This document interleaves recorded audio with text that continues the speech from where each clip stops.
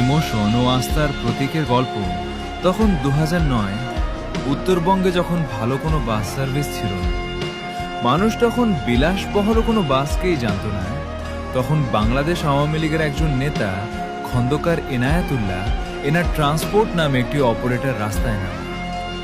মানুষ তখন ভাবল এ হয়তো কোনো লোকাল বাসের মতো সার্ভিস দিবে। আওয়ামী লীগের নেতা খন্দকার এনায়েতুল্লাহ নিজ আর্থিক অবস্থায় বাসগুলোকে ধীরে ধীরে এগিয়ে নিয়ে যান। বাসগুলো নাবিল ও হানিফের মতন বড় বড় কোম্পানিকে তাক লাগিয়ে উত্তরবঙ্গের কিছু রোড দখল করে নেয়। এভাবে তাদের বাসগুলো লক্ষ মানুষ এবং হাজার বাস লাভারদের ইমোশন হয়ে যায়।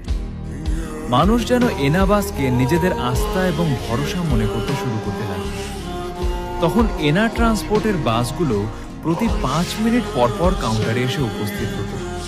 বাসের ছিটগুলো ছিল অত্যন্ত নরম এবং মছুরি, তাই মানুষ এনা বাসে উঠে অনেক দূর চলে গেলেও কোনো অস্বস্তি বোধ করত না।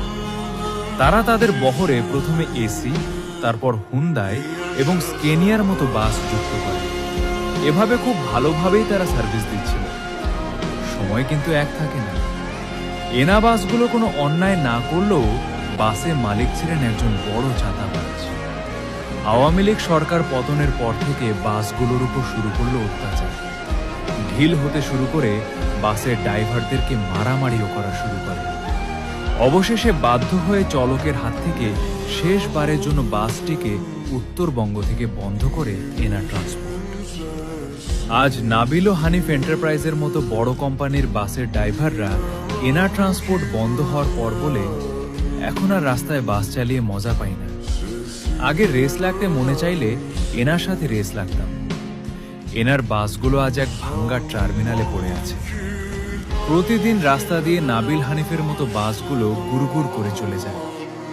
তখন এনা বাসগুলো যেন বলে ওঠে, আমি তো তোমাদের সেই পুরনো সাথী, আমার কথা কি ভুলে গেলে? আমি তো তোমাদের সাথেই চলাফেরা করতাম। আমি আজ নেই, কিন্তু আমার ইতিহাস তোমাদের কর্ণে করা।